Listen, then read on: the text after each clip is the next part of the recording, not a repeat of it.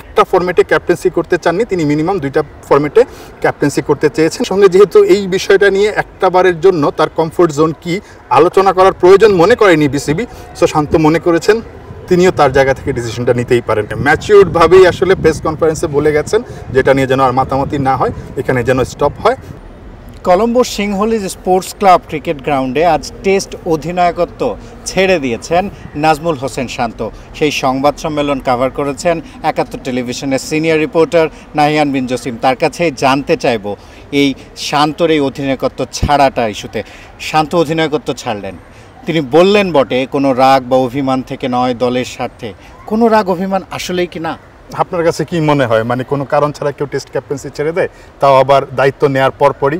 আমার কাছে মনে হয় না। তার 1 বছরের একটা সময় ছিল, কিন্তু তারপরও তিনি যেহেতু ক্যাপ্টেন্সিটা ছেড়ে দিয়েছেন, তিনি কিন্তু নিজে বলেছেন রাগ ক্ষোভ কিংবা কোনো কারণ নেই, কিন্তু কারণটা কিন্তু আবার সামনেই বলে দিয়েছেন যে তিনি চান না বাংলাদেশের ড্রেসিং রুমে 3 জন ক্যাপ্টেন থাকুক, যেটা অতীতেও আসলে কোনো সুখস্মৃতি বয়ে আনেননি। শান্ত খুব ভালো একটা থিঙ্কিং করেছেন এবং ভালোভাবেই চিন্তা করেছেন, যার কারণেই তিনি আসলে মনে করেছেন যে এটা নিয়ে বার্গেনিং করার কোনো কিছু নেই, এটা নিয়ে আসলে করার কিছু নেই, রাগ করার কিছু নেই, অভিমান করার কোনো কিছু নেই।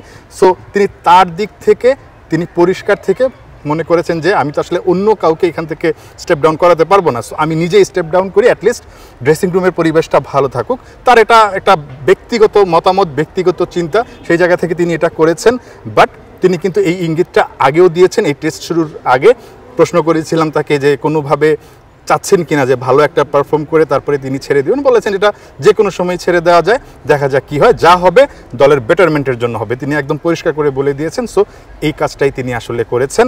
বাট শান্ত যখন আসলে চলে যাচ্ছেন তখন কিন্তু পেছনে রেখে যাচ্ছেন বেশ ভালো কিছু স্মৃতি।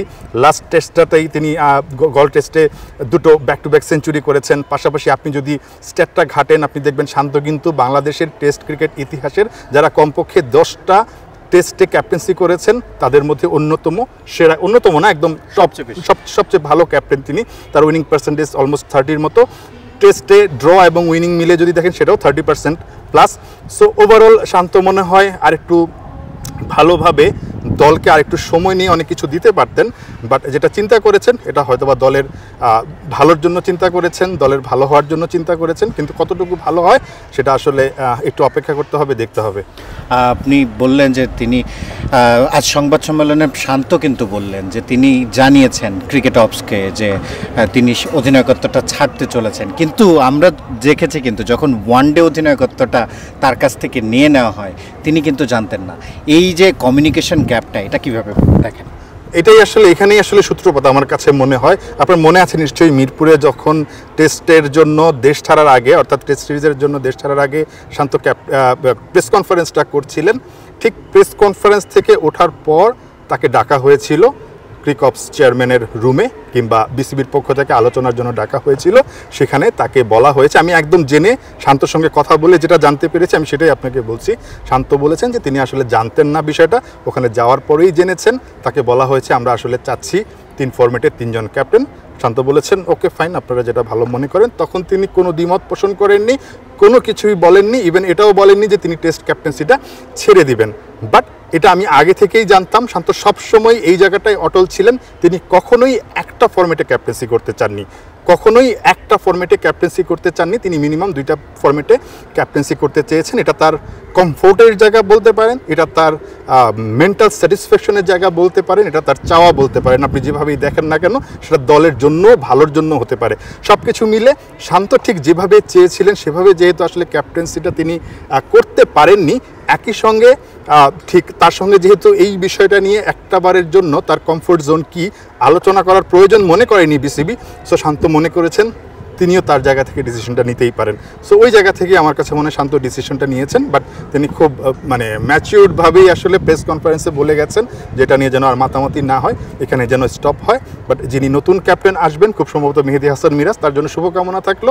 তার জন্য কাজটা কতটুকু সহজ হয় সেটা দেখার অপেক্ষায় থাকলাম। আসলে দেশ জুড়ে তোলপাড়, ওয়ালটন ফ্রিজ কিনে আপনিও হয়ে যেতে পারেন মিলেনিয়ার।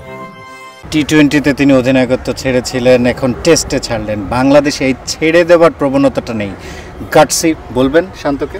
আমি গাটসি অবশ্যই একটা জায়গা থেকে বা একটা দৃষ্টিকোণ থেকে তো আপনাকে বলতেই হবে যে তিনি গাটস নিয়ে ছেড়ে দিয়েছেন। ক্যাপ্টেন্সি পেলে অনেকে ছাড়তে চান না, কিংবা দলের জায়গাটা তার উপর অনেকে তিনি ছাড়তে সফল। চান না।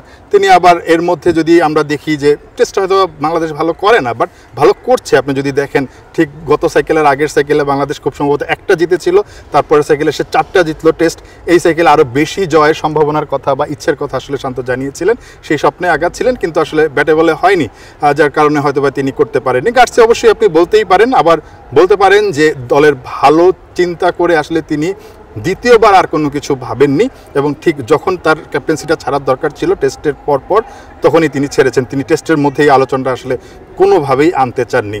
এনিওয়ে, মানে এখনও 5 মাস সময় আছে। আমি জানি না বিসিবি শান্তর সঙ্গে আবার বসবে কিনা, কারণ বিসিবি প্রেসিডেন্ট আমিনুল ইসলাম বুলবুল কিন্তু একটা সংবাদ সম্মেলন না, ঠিক মানে ইনফর্মাল একটা কনভারসেশনে তিনি বলছিলেন, বা ইন্টারভিউতে আসলে বলছিলেন যে শান্তকে আসলে তিনি চান টেস্ট ক্যাপ্টেন হিসেবে। শান্ত বেশ ভালো টেস্ট ক্যাপ্টেন, সো ওই জায়গাটায় তিনি চান। সো আমার কাছে মনে হয় দ্বিতীয়বার হয়তো বা বিসিবি তার সঙ্গে আলোচনায় কিছু না কিছুভাবে বসতে পারে, যদিও তিনি বলছেন যে তিনি ক্রিকপসের সঙ্গে আলোচনা করে আসলে এই দায়িত্বটা ছেড়েছেন। জানি না সামনে কি হবে, বাট আপাতত শেষটা লেখা হয়ে গেছে অ্যাজ এ টেস্ট ক্যাপ্টেন শান্ত নিশ্চয়ই এখন ফোকাসটা দিবেন তার ব্যাটিংয়ে, যে কারণে তিনি টি-20 ক্যাপ্টেন্সিটা ছেড়েছিলেন।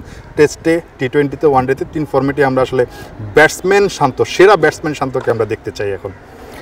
যেমনটি বলছিলেন নাহিয়ান বিন জসিম যে শান্তর ক্যাপ্টেন্সি, টেস্ট ক্যাপ্টেন্সি অধ্যায়টা শেষ হয়েছে। এখন কিন্তু কোনো ফরম্যাটেই তিনি ক্যাপ্টেন নন, তিনি এখন পুরোদস্তুর ব্যাটার শান্তকেই জ্বলে উঠতে দেখবে সবাই। শিহাব হাসান খান, ক্রিকেট 97, কলম্বো, শ্রীলঙ্কা।